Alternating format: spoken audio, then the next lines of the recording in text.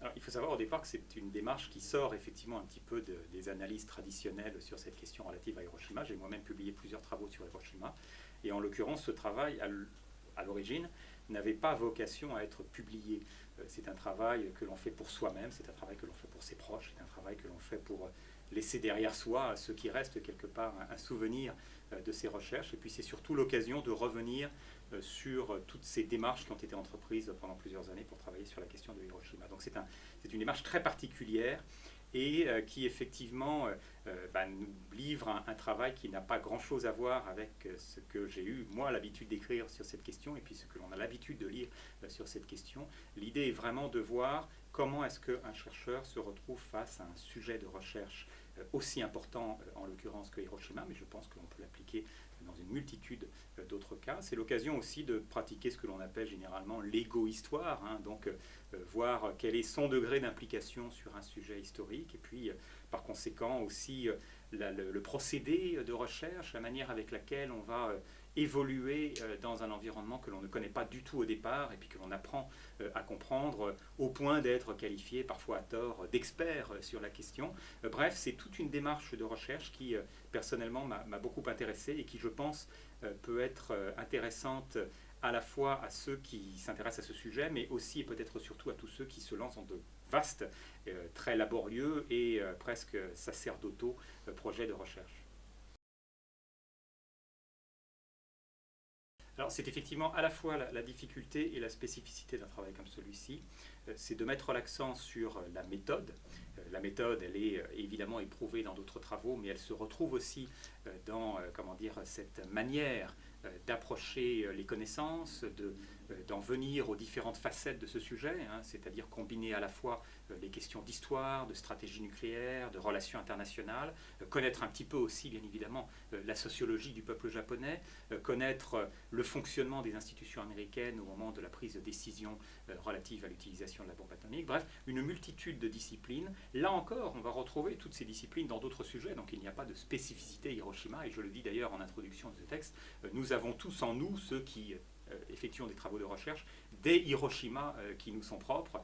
Il se trouve que c'est le mien, mais un autre chercheur pourra, je pense, argumenter autour d'un sujet dont il s'est lui aussi emparé. Et effectivement, il y a cette démarche personnelle qui est importante. D'abord parce que c'est un sujet tout à fait singulier. C'est un sujet sur lequel on reste parfois arrêté sur le caractère insoutenable des images, sur des chiffres qui nous font parfois oublier un petit peu le sens des réalités. Quand on parle de dizaines, de centaines de milliers de victimes, on oublie un petit peu ce que cela représente. Il y a aussi le témoignage des survivants. Hein. Quand on fait un travail comme celui-ci, on est confronté bien évidemment au témoignage des survivants, donc des témoignages touchants, des témoignages bouleversants même pour beaucoup.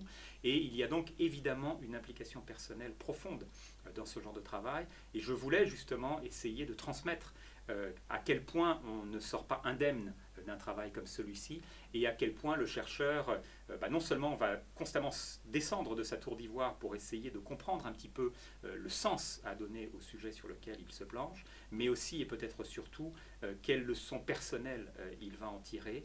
Et en ce qui me concerne, il est évident que je ne me définis plus de la même manière avant et après avoir travaillé sur un sujet comme ça.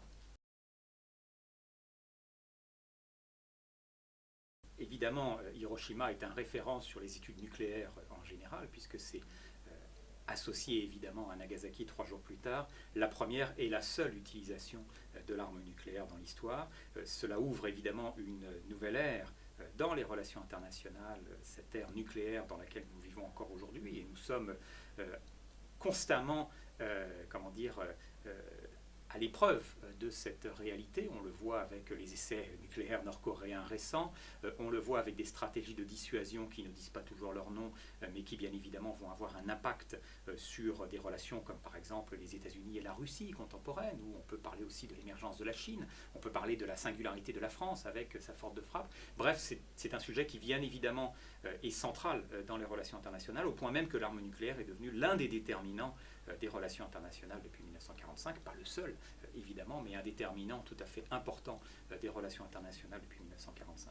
C'est aussi, et peut-être surtout, en tout cas c'est la dimension que j'essaye de retranscrire dans ce travail, un déterminant de la trajectoire du Japon depuis 1945. Il y a clairement un Japon avant et après cette défaite humiliante qu'a été celle de la Seconde Guerre mondiale, mais aussi et surtout les conditions dans lesquelles cette défaite s'est orchestrée avec cette atomisation de deux villes japonaises. Et il est tout à fait intéressant de voir comment cette société japonaise s'est reconstruite, à la fois politiquement, culturellement et dans sa société dans son ensemble.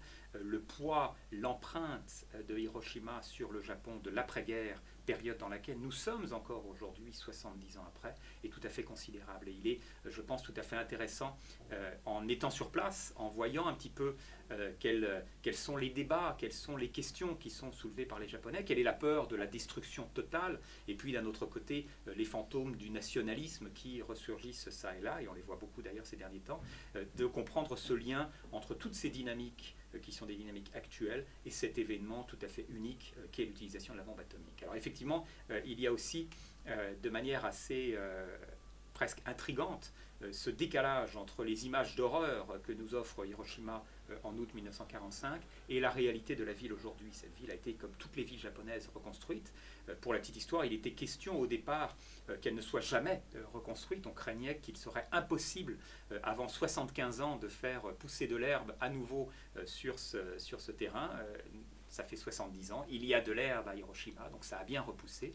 Et c'est la population elle-même de Hiroshima, les survivants, qui ont poussé pour que leur ville soit reconstruite au même endroit, pour que leur maison soit reconstruite sur les ruines de leur ancienne maison. Et c'est ainsi que la ville progressivement a repris vie, à un rythme bien évidemment beaucoup moins rapide que les autres agglomérations japonaises, et les grandes agglomérations en particulier. Et il a fallu donc attendre la fin des années 50 pour que Hiroshima retrouve un peu de dignité dans son paysage urbain. Mais l'urbanisme a été pensé différemment des autres villes japonaises, grâce peut-être à cette lenteur dans la reconstruction. Et au final, nous avons aujourd'hui une ville qui est particulièrement agréable, avec d'importantes zones aérées, des grands parcs, des allées qui sont très larges, des quartiers très animés aussi, qui offrent un contraste avec ces images de mort. Il y a beaucoup de vie aujourd'hui à Hiroshima. C'est une ville qui vibre quelque part, avec des quartiers très animés. Mais effectivement, on a moins l'impression d'une forme de jungle urbaine, comme on le voit parfois dans des villes comme Tokyo ou Osaka, où la verticalité l'a emporté sur les autres considérations. Hiroshima est resté une ville à dimension humaine, bien qu'étant une des principales agglomérations du Japon aujourd'hui. Donc ça aussi, ça fait partie des raisons qui peuvent justifier que l'on s'intéresse à ce type de ville et à l'héritage, là encore, qu'elle apporte dans cette reconstruction du Japon d'après-guerre.